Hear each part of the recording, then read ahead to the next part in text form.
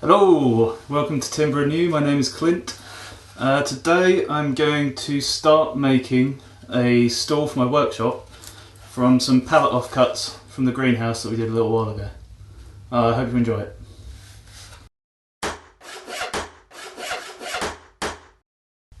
It's cupping a bit, so what I'm going to do is just mark the higher spots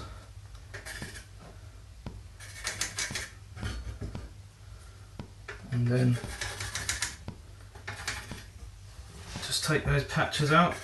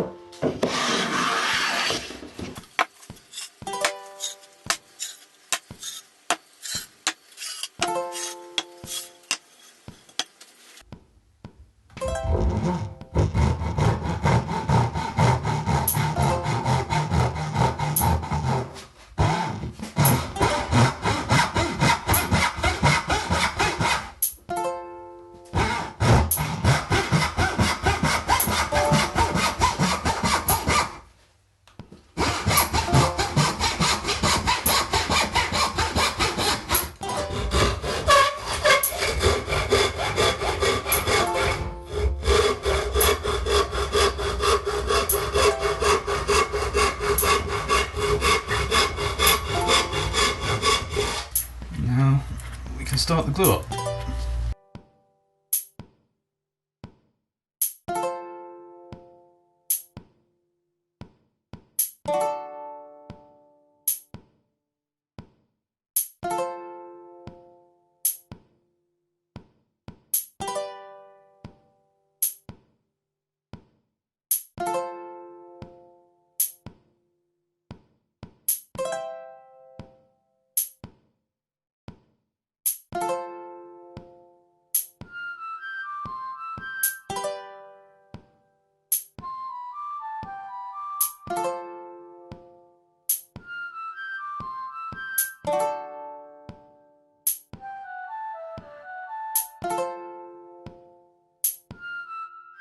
Now comes one of the best bits, unclamping, just to see how well it's stuck together.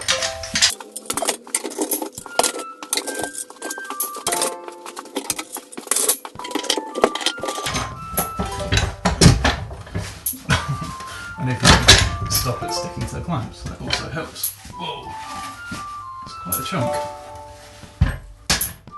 Kind of chopping board-esque, but I don't think it would work very well as a chopping board. So let's cut it down a bit, plane it down a bit, and then I will bore the holes through for the legs. Now I thought it might be, when I glued it up I knew that there's a possibility that it could be weak. So I'm going to do a test on camera by hanging this off the edge and seeing if it will break under pressure.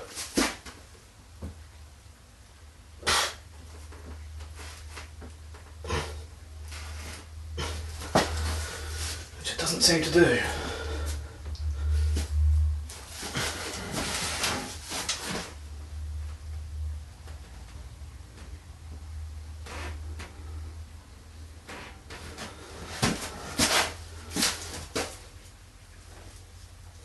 Definitely flexes. Well, it could just be the whole thing moving, but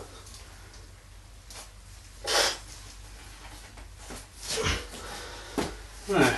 So yeah, I think I might be okay, but since I'm the only one testing it, and I'm the only one who's going to get injured by it if it goes wrong, so just another quick tip before I cut the end off here. If you want to do woodwork, try not to use a wood coloured pencil. I've lost that many times. Okay.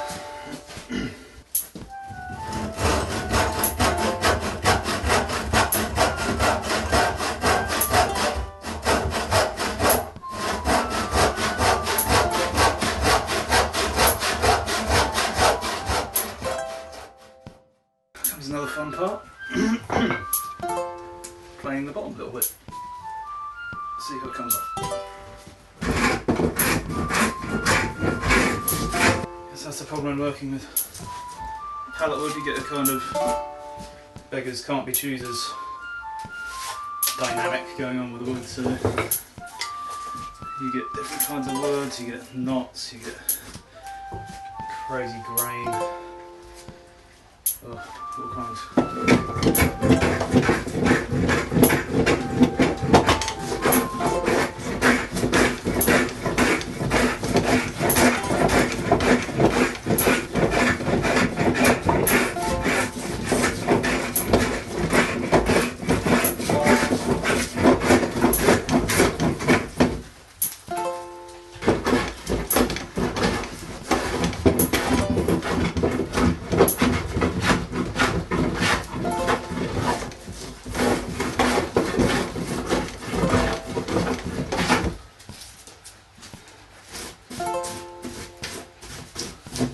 There we go.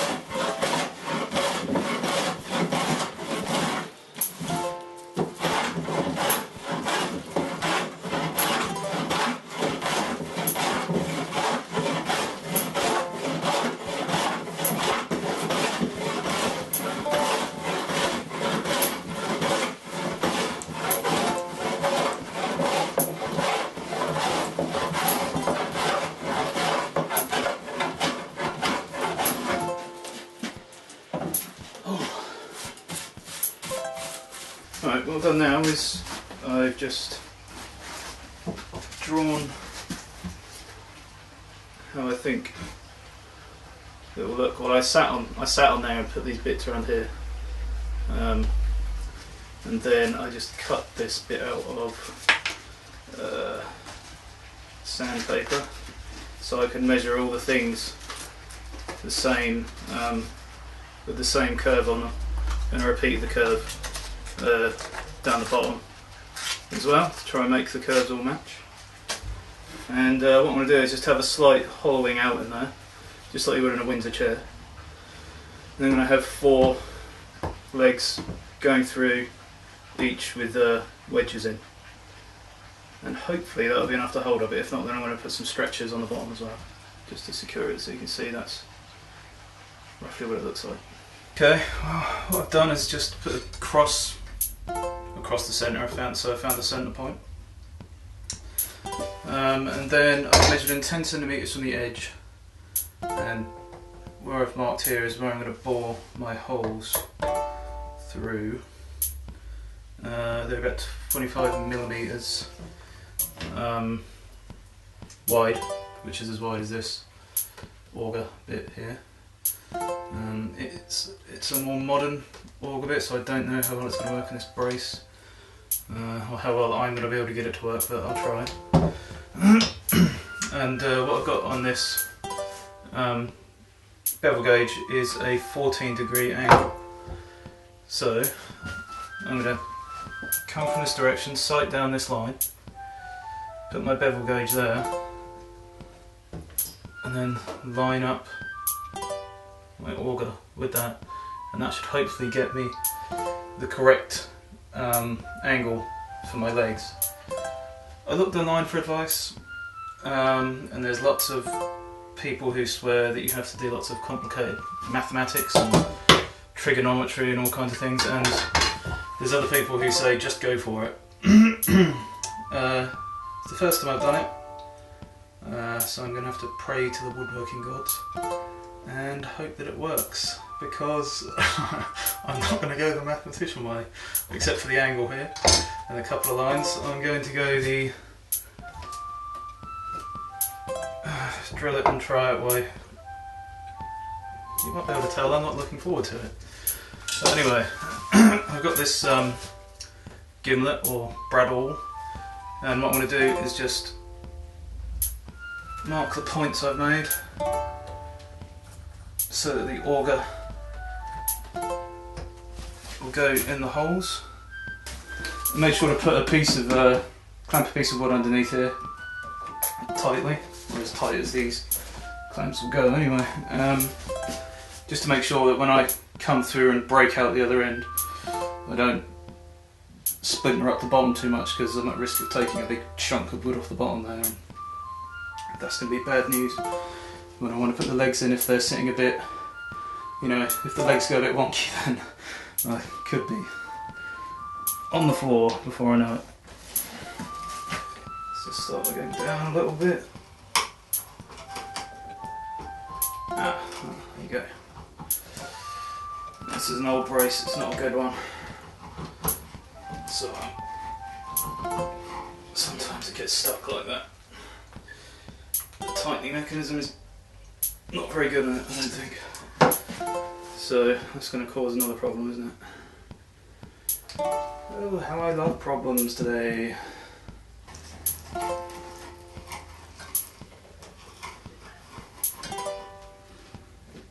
Well, I finally got through after lots of swearing and all kinds of things that your mother shouldn't hear you say.